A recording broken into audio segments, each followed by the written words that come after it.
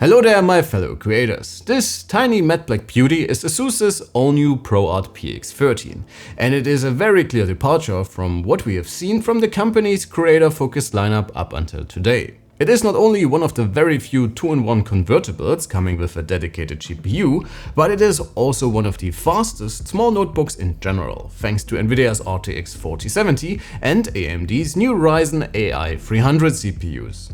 In stark contrast to the Zenbook S16, which comes with the very same silicon, it can properly stretch its legs inside the small 13-inch chassis for some very impressive performance results. But the PX13 also has a bit of a problem, and the very capable competition comes out of the same corner in the form of the excellent ROG Zephyrus G14, which might be slightly larger but may be the more rounded alternative if you are looking for a small yet very capable mobile companion.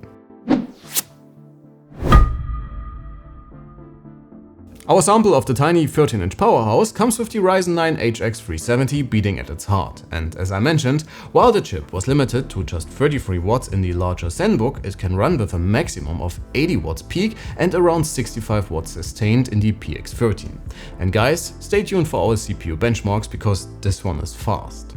On the GPU side, you can choose between the RTX 4050, 4060 or, in our sample, the RTX 4070 running at a max TGP of 75 watts. In addition, you get 32 gigs of very fast but solid RAM and a 1TB SSD. When we did our preview about the new ProArt models during Computex, the screen seemed to be quite a sore point for most of you guys, since the gorgeous looking 2.8K OLED is limited to just 60Hz, which is indeed quite the bummer. But if you look at this one from a content creator's perspective, for example people in visual professions like photography, graphic design, CGI, video editing or something more technical like coding or even more sciencey stuff, I bet most of them couldn't care less about their screen's refresh rate. But man, as a creator and gamer, I would have wished for at least 90Hz, which brings us to the G14 I guess, which brings it up to 120Hz and overall gives you a similar experience, even though it is quite a bit larger and has to make do with a last-gen Ryzen CPU. When it comes to its chassis, the PX13 is the perfect blend of subtle stealthiness and enough little details to not look boring. The new matte black coating is apparently designed to make it easy to clean, and during our testing it was definitely a lot easier to wipe, even though it does pick up fingerprints nonetheless. Chassis quality is outstanding, with no flex or give, and given that this is supposed to be a small workstation, I wouldn't hesitate to bring it on set or on assignments on the road. The hinges are stiff enough considering that we are talking about a convertible here, and switching modes takes just a few seconds. The PX13 might be a relatively large tablet for everyday surfing or something similar, but it could be immensely practical to go through images on a photo set for example, and it could be a powerful portable production machine in such workflows. Again, there are only a few contenders on the market today that can compete with the ProArt, and actually most of them are from Asus. Machines like the Razer Blade 14 or the XPS 14 come to mind as well, but they are either quite a bit larger and heavier, like the Blade, or simply not as powerful, like the XPS. Machines like the Z13 or the ROG X13 basically offer the same formula as the PX13, but lack its overall refinement. If you are interested in the detailed reviews for all of the notebooks I have mentioned, please feel free to check them out later. In the I/O department, the PX13 offers both an upgrade and a downgrade at the same time compared to the G14. While you have to make do with just a single USB-A 3.2 Gen 2, both USB-Cs are now USB 4 and basically offer Thunderbolt functionality. In addition, you get your standards in the form of an HDMI 2.1, the audio jack, Asus's new power connector and a micro SD card reader with fast reads and below average transfers, which is a bit of a bummer for a creator-focused machine. In my opinion, either a full-sized variant or maybe even a second USB-A would have been much more useful, but please let me know what you think about that. As with the Zenbook, the Wi-Fi card delivers excellent and very stable transfer rates, while the 2-megapixel webcam is nothing special. And in the maintenance department, there is not much to do except for the interchangeable Wi-Fi module or the NVMe, which is of the smaller 20-30 variant. When it comes to inputs, the PX13 offers a simply amazing keyboard with lots of travel, satisfying feedback and a great pressure point. And while it is quite close to the G14, I like it a bit more since the keys feel a little more stable and less rattly, even though this is a comparison at the highest level. The touchpad worked well in general and comes with Asus style we have seen in the ProArt lineup before. You can easily activate it by sliding down from the right upper corner and can either adjust system things like volume or brightness, or use it in supported creative apps like Photoshop or Premiere. In addition to the touchscreen, the OLED is also pen enabled, which worked well as always while retouching in Photoshop, for example. Again, it's not the most comfortable position to work in laptop mode, but if you get a tablet stand or something similar, the PX13 could make an excellent drawing tablet for all of your creative endeavors. Speaking of creative things to do, aside from its 60Hz refresh rate, typical OLED brightness and PWM, the 2880 by 1800 pixel panel is simply gorgeous to look at. The smallish panel in combination with the very high resolution will make everything appear very sharp and detailed on your screen, which is quite nice when working on high-res photos, for example. You will get a slight graininess from the touch layer, and under certain angles the coating looks a bit weird, but in everyday use it never bothered me personally. Our measurements are on typical levels for Asus's OLEDs, and since this is in fact a creator machine, color gamut coverage, factory calibration and additional color profiles will make the PX13 a great overall companion if you need to get stuff done. But let's talk performance. As I have mentioned before, the ProArt comes with the same new Zen 5 CPU as the Zenbook S16 we just reviewed, but it allows to run the silicon at a much higher power level. We did some initial general testing to give you more insight into what to expect for the different performance modes of the PX13 and settled on the performance mode for the rest of our testing. The Ryzen 9 3070HX is a 12-core CPU with clock speeds starting at 2.1 GHz, going all the way up to 5.1 GHz, and AMD basically did what Qualcomm promised: one CPU for a whole host of different machines with a very wide range when it comes to wattage and power levels. On one hand, this makes it relatively easy to scout the potential performance of any given machine, but very much like with mobile GPUs, the product name alone does not tell you a lot about the real-world performance you might get. And as you will see in our performance rating, just comparing the S16 with the PX13 will show some very significant differences. So it would be almost mandatory for manufacturers to disclose the actual wattage, just like they do with GPUs, so you guys can make an informed buying decision. Again, in the ProArt, the 3070HX can consume 80 watts for a short while, before it levels out at around 65 watts, which is still more than enough to be the fastest notebook within this form factor with ease in our performance rating. It even outperforms the Razer Blade 14, which also consumes more power during the same scenarios and with quite a significant margin, no matter if we are talking single or multi-core loads. So when it comes to pure CPU grunt, only Apple's M3 Max can outperform the new Ryzen, and only ever so slightly, and only in multi-core applications. System performance delivers solid numbers as well, but notebooks with a faster GPU do have an advantage here.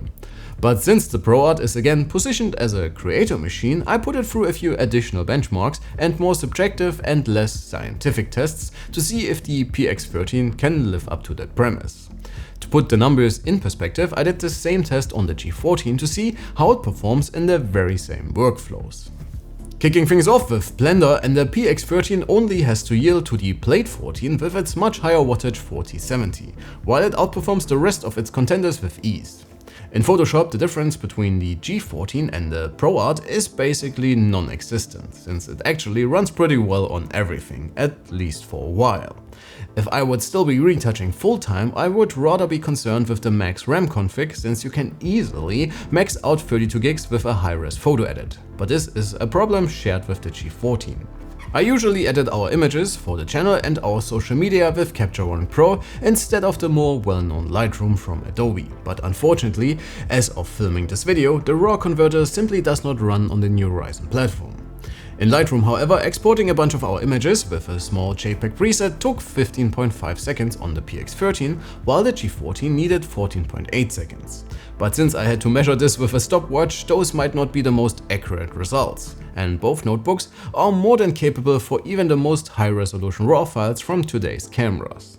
Our video editing software of choice, Resolve 19 from the folks over at Blackmagic, actually surprised us quite a bit.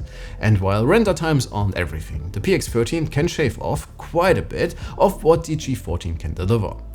Given that this app is usually much more GPU bound, I did not expect these results, but even subjectively, working on our videos on the small ProArt was an overall very smooth experience. I also did the same export just on the new 890M iGPU, and well, if you work in Resolve, just use the NVIDIA card.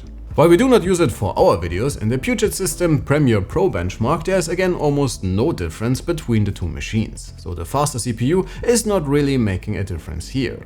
On the more general GPU side of things, the RTX 4070 performs quite admirably in the PX13, even outpacing the G14 in our synthetic tests and 1080p gaming rating. So the decision of whether the PX13 or the G14 is a better system for gaming is not decided by the pure performance results alone, since the difference is just a couple of frames, and the faster Ryzen is basically able to offset the higher power levels of the G14's RTX 4070.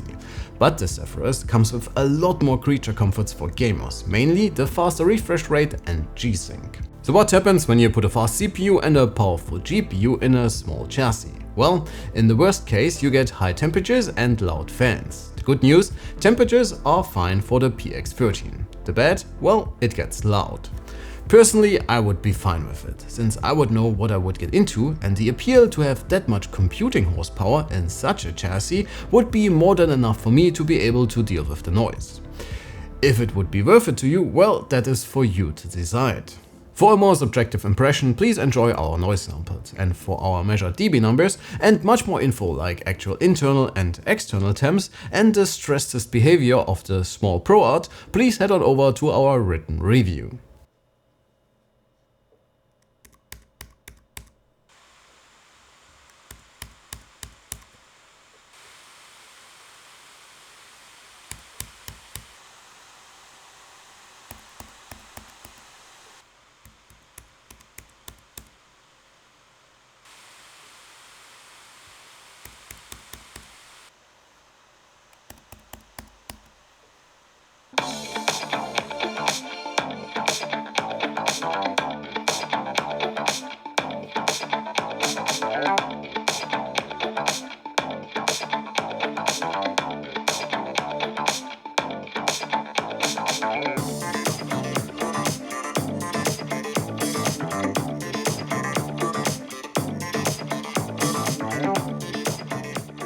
Battery life is alright, even though the small PX13 will not break any records here.